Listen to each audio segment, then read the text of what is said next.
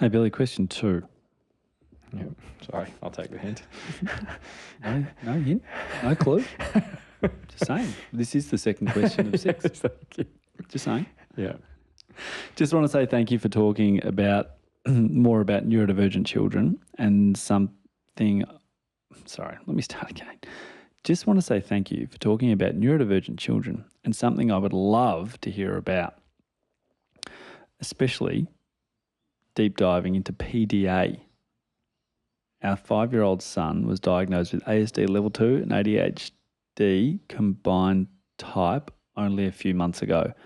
I've known for a couple of years, but most paediatricians we have been to see dismissed it as normal behaviour for boys of that age and doesn't present typical autistic signs, as in stimming, lining up toys, no eye contact, etc., as if that defines autism.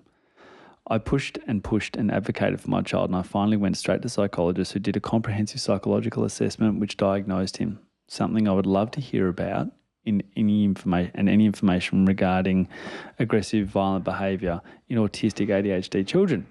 We work with an OT, psych and behavioural therapist, yet our son gets suspended and sent home from school each week due to hitting, kicking, biting, throwing. We don't qualify for special needs because we don't qualify for a special needs school because there is no intellectual disability verified on top of the ASD, and there is only one private school here for autistic children, which we can't afford, plus the wait list is years away. The school we are in has an incredible inclusion and support team, and we have had plenty of meetings, and I know he is well looked after, but him lashing out is something I don't know how to help with. Is it due to demands? Is it impulse control? Is it out of fear? How am I supposed to figure this out? Yes, such good questions. Can we focus on those ones, Billy? Sometimes I can catch the trigger, but sometimes we can't. Every time he is told no, or when going from preferred to non-preferred activity, it's a full meltdown tantrum of throwing and hitting. I'm giving warnings, choices, timers, reminders, visual cues, visual stories, and still, when it comes to transition, it all goes out the window anyway. I was not expecting a solution, just a request if it can be discussed during the podcast episode, maybe. That's, is it demands, impulse control? Is it out of fear? How am I supposed to figure it out? How do you figure it out what it is? Yeah, so really good question. I'd say if I had to guess, like I don't, but it's the third one. It's fear. Fear. So yeah, fear. So it's really interesting. So PDA, or pathological demand avoidance, a kind of phrase, is persistent demand for autonomy. Is not really a clinical diagnosis yet. It mainly sits within a diagnosis of autism. And I meet a lot of kids in clinic that are like this. And what we're really talking about is a child that really struggles with the daily kind of demands, requests, whatever of life. And there's constant pushback, constant conflict, constant... Well, like the rigour of being places on time in school, sitting in class. Yeah. Just like, hey, mate, you got to sit and read. They just can't do that. Yeah. Or it's hard. Yeah, definitely. Yeah, it was like how it was good how you said they just won't or refuse or whatever. It's really interesting. I remember a kid that I inherited years ago actually off a retiring developmental paediatrician she's one of my mentors. She's amazing. And this boy was like this. He's a teenager now. He's autistic and has PDA. And he... I remember once, to be 100% honest, I struggled with him initially because he was just... a lot of things that kind of, in my simplistic brain, was like, you're smart enough, you're capable of doing this, you're making everyone, including your mum's life, pretty tough, unintentionally.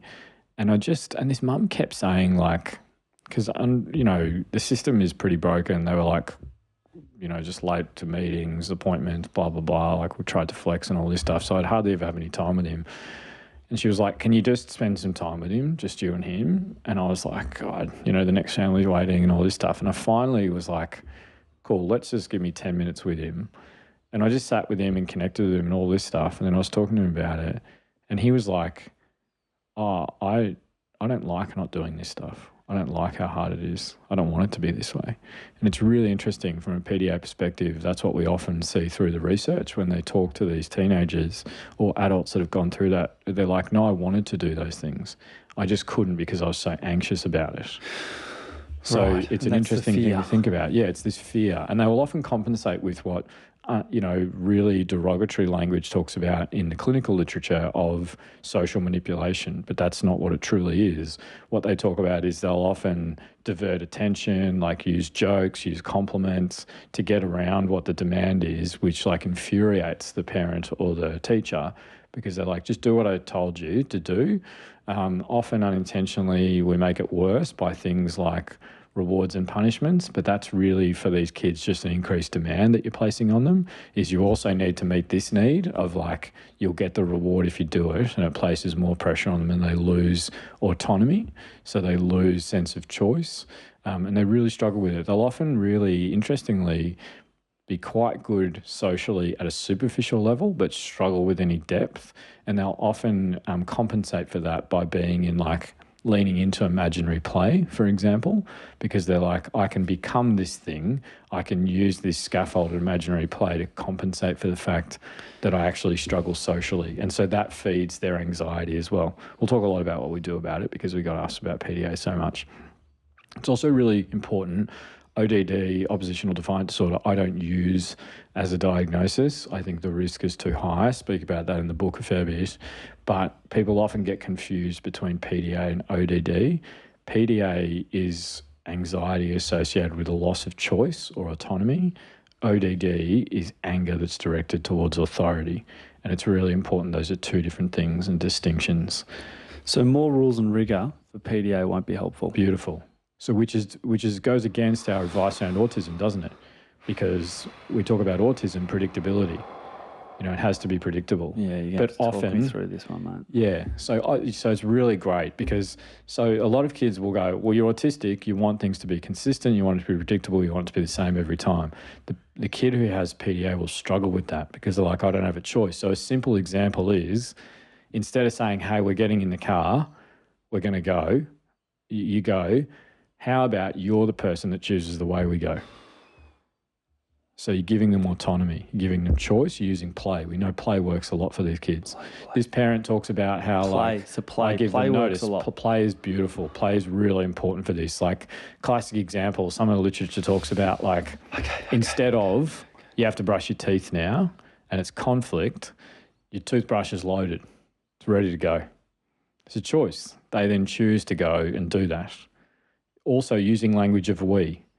How do you reckon what do you reckon is the best approach for us together to back up all the toys? So things like that instead of like authority standing over, like taking away their autonomy. Yeah, it's actually just chiming in. Like I hear you say this, and then I go, "Oh, that sounds a little bit tiring." But then I think about the other way, yelling at my kid, and I'm like, "That's way more exhausting." And it also doesn't work. Doesn't work. Yeah, it doesn't work. So or you get compliance, which I'm really sensitive about compliance. Okay, God, that's good, Billy. So play. Yes, yeah. Play. So play, choice.